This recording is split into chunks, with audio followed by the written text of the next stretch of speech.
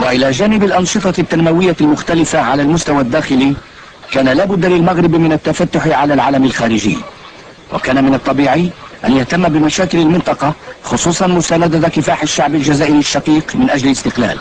وفي هذا الإطار تدخل الزيارات المتكررة لأعضاء الحكومة المؤقتة الجزائرية، وعلى رأسهم السيد فرحات عباس.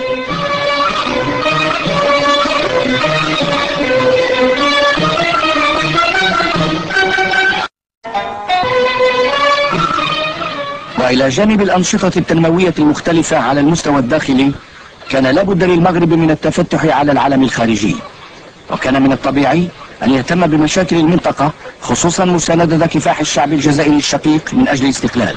وفي هذا الإطار تدخل الزيارات المتكررة لأعضاء الحكومة المؤقتة الجزائرية، وعلى رأسهم السيد فرحات عباس.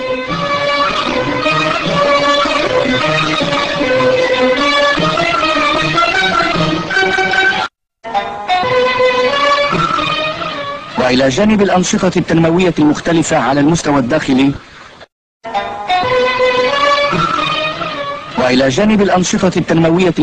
على المستوى الداخلي، كان لابد للمغرب من التفتح على العالم الخارجي، وكان من الطبيعي أن يهتم بمشاكل المنطقة، خصوصا مساندة كفاح الشعب الجزائري الشقيق من أجل الاستقلال.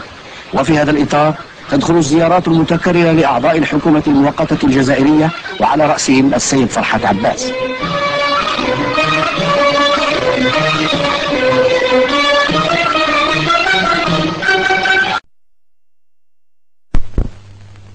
Le président du gouvernement algérien est l'hôte du Maroc.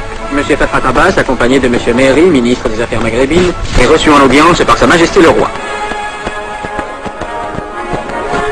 Cette visite devait être l'occasion d'un très large échange de vues, dont le président Farhat Abbas souligne devant la presse la particulière importance au moment où le problème algérien entre dans une phase décisive. À l'issue de leurs entretiens, les membres du gouvernement algérien se sont joints au souverain pour la célébration de la prière solennelle du vendredi. Une réception a été offerte au ministère des Affaires étrangères, où de nombreuses personnalités ont tenu à exprimer leur solidarité au président du gouvernement algérien et à la cause qu'il ne cesse de défendre.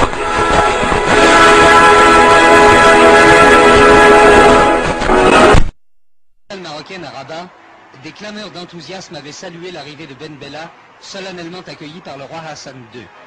Venu de Tunis ou de Genève, le GPRA au complet se pressait autour de l'ex-prisonnier.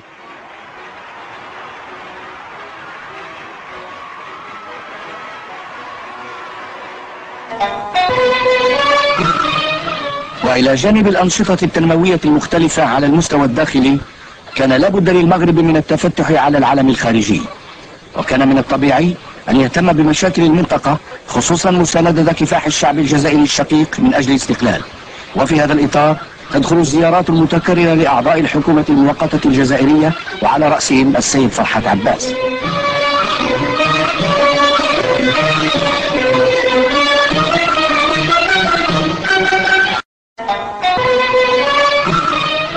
وإلى جانب الأنشطة التنموية المختلفة على المستوى الداخلي، كان لابد للمغرب من التفتح على العالم الخارجي، وكان من الطبيعي أن يهتم بمشاكل المنطقة، خصوصا مساندة كفاح الشعب الجزائري الشقيق من أجل الاستقلال.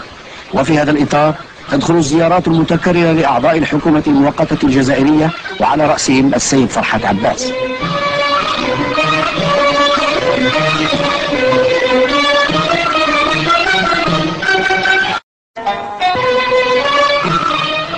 وإلى جانب الأنشطة التنموية المختلفة على المستوى الداخلي، كان لابد للمغرب من التفتح على العالم الخارجي، وكان من الطبيعي أن يهتم بمشاكل المنطقة، خصوصا مساندة كفاح الشعب الجزائري الشقيق من أجل الاستقلال. وفي هذا الإطار تدخل الزيارات المتكررة لأعضاء الحكومة المؤقتة الجزائرية، وعلى رأسهم السيد فرحات عباس.